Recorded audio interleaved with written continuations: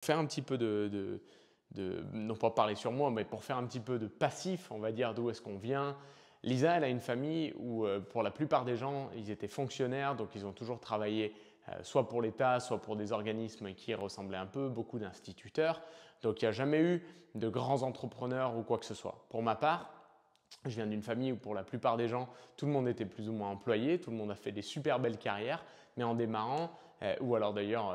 on avait aussi de la famille qui travaillait la terre, mais pour la plupart des gens, on venait entre guillemets de très bas et donc il n'y avait aucun moyen réel à l'époque, ou du moins connu, pour transformer complètement sa vie et pour changer de catégorie de vie et puis pour pouvoir tout combiner. Et donc moi, j'étais parti dans cet état d'esprit et je m'étais dit, je vais faire mes études, comme on dit, fais tes études parce qu'il y a 40 ans, 30 ans peut-être, c'était la vraie réalité, c'était de dire tes études, elles vont pouvoir te sortir de ta condition et c'est ce qui va te permettre de t'élever. Sauf qu'au fur et à mesure que j'avançais dans mes études, je me rendais compte que c'est pas que c'était pas vrai, mais c'est que c'était plus vrai. C'était plus aussi efficace qu'avant d'avoir des super études. Moi, je me souviens très bien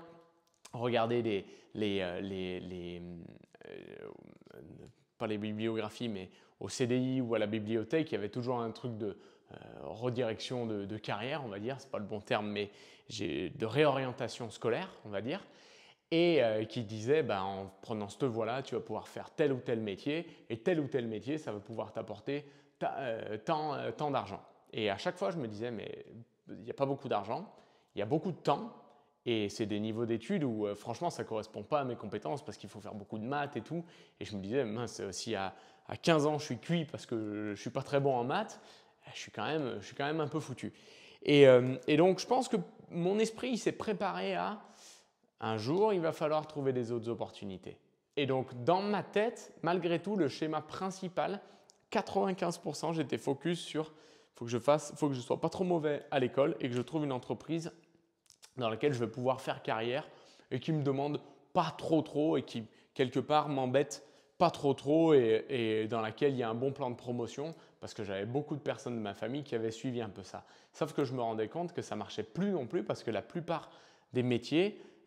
pour avancer dans des entreprises, il fallait sauter d'entreprise en entreprise pour pouvoir avoir des promotions, que ce soit au niveau du poste ou que ce soit au niveau de l'argent. Et moi, je ne vais pas me jeter des fleurs, mais j'ai une valeur intrinsèque qui est la loyauté. Et ça m'embêtait de me dire, il va falloir que je fasse des plans pendant 2-3 ans et travailler avec une entreprise alors qu'en fait, je prépare déjà ma sortie. Ça ne me plaisait pas. Et il y avait tout ça, on va dire, qui faisait que je me disais, j'aime pas ça, j'aime pas ça. Et donc, j'ai été ouvert à des opportunités. Et ce que je vais vous montrer là,